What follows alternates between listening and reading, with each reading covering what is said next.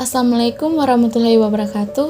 Halo teman-teman, welcome to the Farmakoterapi Learning Videos bersama kami dari Sekolah Tinggi Ilmu Farmasi Makassar, kelompok 4 Stiva A 2018 akan membahas mengenai penyakit pseudomembranous colitis, di mana kasus ini kami angkat dari drama Jepang yang berjudul Unsung Cinderella Midori de Hospital Pharmacist episode 6. So, let's get started. Untuk kasus pasien Ogawa Sanae, presentasi kasusnya demam 38 derajat Celcius dan mengalami sakit perut serta diare. Ini diberikan terapi obat Lactomin dan levofloxacin. Pemeriksaan kliniknya menunjukkan hasil pindai CT scan dan penanda tumor normal. Pada pasien Ogawa Sanae diberikan terapi obat Lactomin, di mana mekanisme kerja obat Lactomin ini dia secara singkat meningkatkan kolonisasi bakteri probiotik di dalam lumen saluran cerna, sehingga seluruh epitel mukosa usus telah diduduki oleh bakteri probiotik melalui reseptor dalam sel epitel usus, sehingga tidak dapat terdapat tempat lagi untuk bakteri-patogen melekatkan diri pada sel epitel usus dan akhirnya terjadi kolonisasi. Adapun efek samping dari obat Lactomin ini yaitu mual atau muntah, sakit perut atau kram, kadar kalium dan magnesium yang rendah dalam darah, aktivitas usus yang berlebihan, gas berlebihan di dalam perut, insomnia, nafsu makan yang buruk, dan kulit gatal serta lendir. Selanjutnya, adapun interaksi dari obat Lactomin yaitu yang pertama, obat Lactomin harus digunakan dengan hati-hati pada penderita diabetes karena mengandung galaktosa dan laktosa yang dapat mengubah kadar gula darah. Lactomin tidak dianjurkan untuk digunakan bersama dengan obat pencahar lainnya, terutama saat mengobati gejala hati. Yang kedua, Lactomin harus digunakan dengan hati-hati pada pasien yang menerima antibiotik atau obat anti jamur.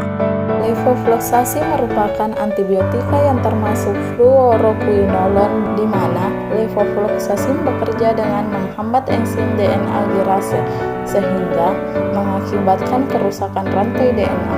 DNA girase atau topoisomerase 2 merupakan enzim yang sangat diperlukan oleh bakteri untuk memelihara struktur superhelix DNA. Juga diperlukan untuk replikasi, transkripsi, dan perbaikan DNA.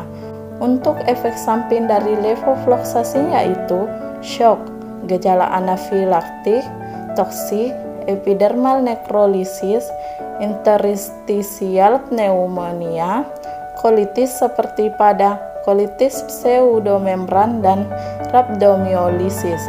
Efek saluran pencernaan atau mual, diare, konstipasi, sakit kepala, dan insomnia. Selanjutnya, adapun interaksi dari obat levofloxacin yaitu yang pertama berpotensi membentuk kelat bersama ion logam, di mana aluminium, tembaga, zinc, magnesium, sama kalsium.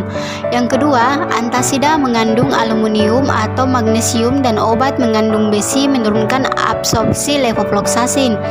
Yang ketiga, penggunaan bersama AINS dengan quinolone dapat meningkatkan risiko stimulasi sistem saraf pusat. Yang keempat, serangan kejang, gangguan glukosa darah termasuk hiperglikemia dan hipoglikemia jika diberikan bersama dengan obat antidiabetik. Pada cuplikan video ini, kondisi pasien Ogawa Sanae tidak membaik sehingga diberikan terapi obat metronidazole. Pada pemeriksaan feses, hasilnya menunjukkan bahwa ada toksin Clostridium difficile. Jadi dapat dipastikan bahwa pasien Ogawa Sanae mengalami pseudomembranous colitis. Nah, pseudomembranous colitis ini terjadi karena adanya pembengkakan atau peradangan usus besar karena pertumbuhan berlebih dari bakteri Clostridium difficile. Bakteri Clostridium difficile merupakan bakteri gram positif anaerob penghasil spora yang menjadi patogen penting dalam penyakit diare setelah penggunaan antibiotik. Untuk riwayat pengobatan sebelumnya, pasien Ogawa mengonsumsi obat antibiotik erythromycin, sehingga terapi obat antibiotik levofloxacin yang diberikan tidak lagi mengatasi gejala pasien karena telah terjadi kekebalan bakteri terhadap antibiotik tersebut. Salah satu itu mekanisme utama yang menyebabkan bakteri kebal antibiotik adalah terbentuknya bakteri mutan.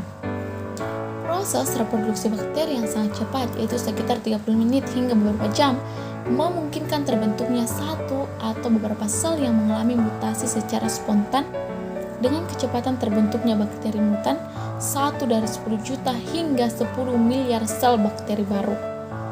Nah, bakteri mutan ini memiliki kemampuan untuk bertahan dari antibiotik melalui beberapa cara.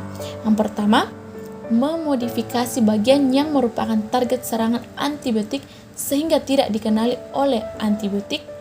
Yang kedua, memodifikasi daya saring dinding sel dan membran sel sehingga antibiotik tidak dapat memasuki atau menembus sel bakteri.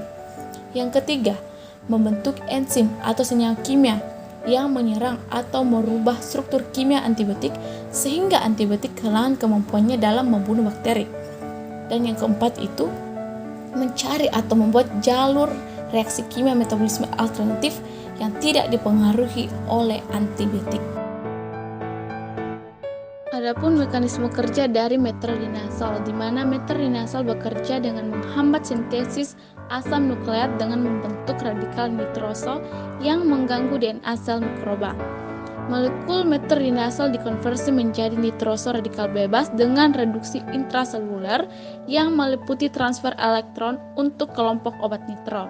Bentuk obat menjadi sitotoksik dan dapat berinteraksi dengan molekul DNA yang menyebabkan hilangnya struktur heliks DNA dan putusnya untaian DNA sehingga terjadi penghambatan sintesa DNA dan matinya sel. Untuk efek samping dari obat metronidazol yaitu neutropenia, sensasi logam pada indera pengecap, muam kulit, mual, muntah, anoreksia, dan nyeri pada epigastrium. Adapun interaksi dari obat metronidazol yaitu yang pertama, ketika metronidazol diberikan dengan alkohol dapat memicu reaksi seperti disulfiram. Yang kedua, psikosis akut atau kebingungan telah dikaitkan dengan penggunaan metronidazol dan disulfiram bersama-sama. Yang ketiga, metronidazol dilaporkan mengganggu metabolisme atau ekskresi berbagai obat termasuk warfarin, phenytoin, lithium, siklosporin, dan fluorouracil dengan konsekuensi potensial untuk peningkatan insiden efek samping. Dan yang terakhir, simetidin telah meningkatkan konsentrasi plasma metronidazol dan dapat meningkatkan risiko efek samping neurologis.